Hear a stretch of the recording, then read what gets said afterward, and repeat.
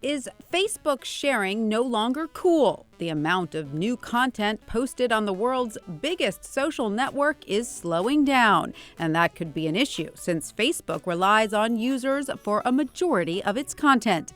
Market researcher Global Web Index reports that in the third quarter, just 34% of Facebook users updated their status and 37% shared their own photos, down from 50% and 59% respectively in the same period a year earlier.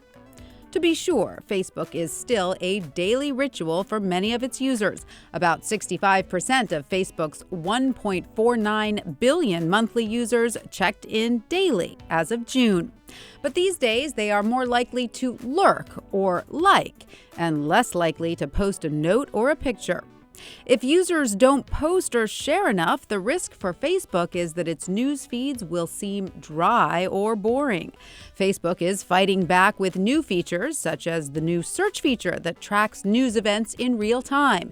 It's also been placing prompts related to ongoing events in users' feeds to encourage conversations. In October, Facebook began to roll expanded personalization notifications in its Facebook app, which will alert users about friends' birthdays and upcoming events, as well as options like weather updates and movies playing nearby. Other new features include mobile-friendly features for Facebook profiles, such as short looping videos.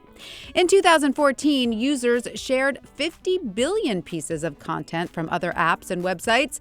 That works out to roughly 3 pieces of content a month per user.